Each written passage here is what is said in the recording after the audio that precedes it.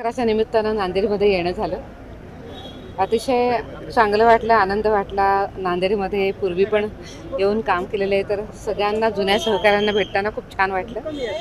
आजचा जो पुरस्कार मला दिलेला आहे, कुसुमताई चव्हाण पुरस्कार, स्मृती पुरस्कार, हा पुरस्कार मी समजते आहे की एक नव्यानं जबाबदारी मिळाली आहे असं मला वाटतं आहे.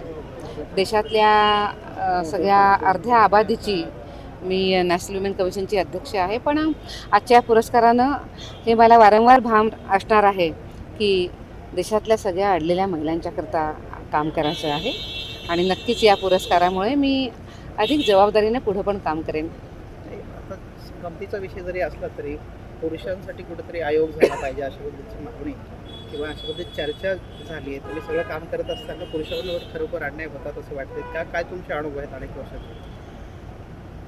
आपण असं बघतो की महिला आयोगाची स्थापनाच मुळी याकरता केलेली आहे की कुठेतरी जेंडर डिस्क्रिमिनेशन होत होतं आणि महिलांना कमी लेखलं जात होतं, हीन पद्धतीनं त्यांच्याकडे बघितलं जात होतं, म्हणून महिला आयोगाची स्थापना करायला लागली आहे. आजही आपण असं बघतो की फार मोठ्या संख्येनं महिला अजूनही पीडित आहेत, त्यांना खूप मदतीची गरज आहे आणि म्हणून महिला आयोग त्यांच्याकरता काम करतो. जिथं पुरुष आयोगाचा आत्ता विषय आला, आता चर्चा चालू होती, मी त्यावर काही फार बोलावं असं नाही आहे, पण मी एक गोष्ट इतकंच म्हणेन की महिलांनीसुद्धा कधी आपल्या पदाचा म्हणा किंवा दुरुपयोग करू नये कायद्याचा. या पद्धतीने जे आता काही प्रकरणं समोर येत आहेत आणि त्याच्यामध्ये पुरुषांना किंवा कुटुंबालाच त्रास झालेला आहे, अशा पद्धतीने महिलांनी कधीही वागू नये, त्याचं समर्थन मी कधीही करणार नाही.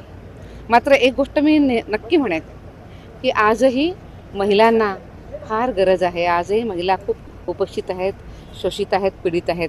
काही घटना होतात आणि त्या घटना घेऊन जेव्हा चर्चा होते त्यावेळेला गरजेमध्ये असलेल्या महिलांचे प्रश्न डायल्यूट होऊन जातात असंही मला वाटतं.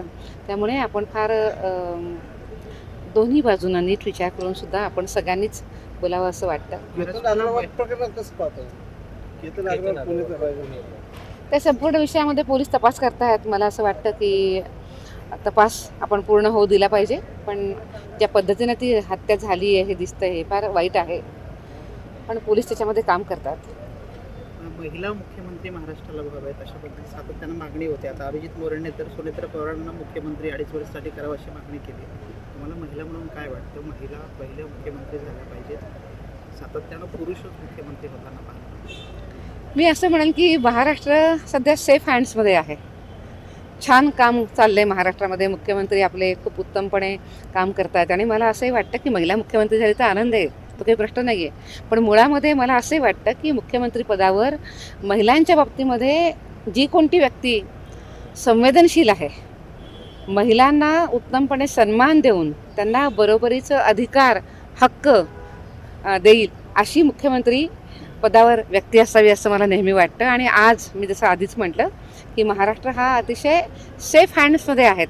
आपले मुख्यमंत्री महिलांच्या सन्मानाकरता, महिलांच्या अधिकाराकरता छान काम करतायत, उत्तम काम करतायत. केलेले आहेत की त्यांच्यासोबत ऐकलंय का? नाही, मी अजून हे प्रकरण बघितलेलं नाही आहे. आजचा पूर्ण वेळ कार्यक्रमातच होते, मला ते बघायला लागेल. मॅडम, महाराष्ट्रात खराब प्रकरण जे आहे त्यात राष्ट्रीय महिला आयोगाला काय भूमिका घेते, काय त्याचं नोटीस बजावली, काय झालं?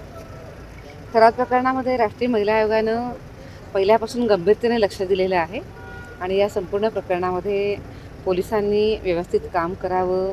त्याचप्रमाणे जे आरोपी आहेत त्यांना व्यवस्थित शिक्षा होईल या पद्धतीची सगळी रचना, पुरावे जमा करणं आणि काम करणं त्यांनी हे करावं. याबद्दल आम्ही त्यांना वेळोवेळी वारंवार सूचना पण दिलेल्या आहेत आणि पोलीस विभाग या विषयामध्ये व्यवस्थितपणे काम करतो आहे. मला असं वाटतं की येणाऱ्या काही दिवसामध्ये हा विषय अजून अधिक पुढे जाऊ शकेल, पण आपण पोलिसांना अजून तपासाकरता वेळ दिली पाहिजे.